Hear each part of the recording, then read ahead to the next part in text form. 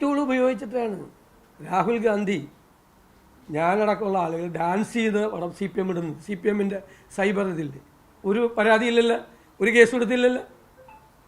അപവാദം, ലൈംഗിക ചുവയുള്ള അപവാദം നിരന്തരമായി ചില യൂട്യൂബ് ചാനലുകൾ വഴി ഇവർ പറയിപ്പിക്കുകയാണ് CPM. എന്നിട്ട് പരാതി കൊടുത്തിട്ട് കേസെടുക്കാൻ പറ്റില്ലെന്നാണ് പറഞ്ഞു.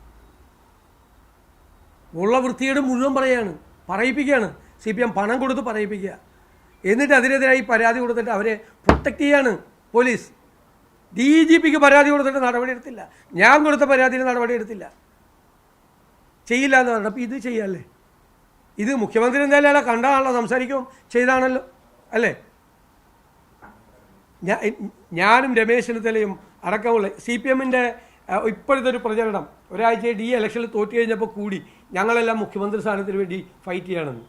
അത് വരുന്ന രീതിയിൽ AI ടൂൾ ഉപയോഗിച്ച് ഞങ്ങളെല്ലാം ബോക്സിംഗ് നടത്തുന്ന പടം വരെ കൊടുക്കുകയാണ്. CPMന് എന്തും ചെയ്യാം. CPMന് ഇനി ഒന്നുമില്ലായിരുന്നപ്പോൾ കോൺഗ്രസ്സിന് മുഴുവൻ കുഴപ്പമാണ്. മുഖ്യമന്ത്രി സ്ഥാനത്തിന് വേണ്ടി ഒന്ന് വരുത്തി തീർക്കാൻ ഇറങ്ങിയിരിക്കുകയാണ് CPM. അതിൻ്റെ പേരിൽ ഞങ്ങൾക്കെതിരെ AI ടൂൾ ഉപയോഗിച്ച് എത്ര സംഭവങ്ങൾ വന്നു ഞാൻ കാണിച്ചുതരാമല്ലോ. എൻ്റെ മൊബൈലിൽ കിടക്കുന്നുണ്ടല്ലോ.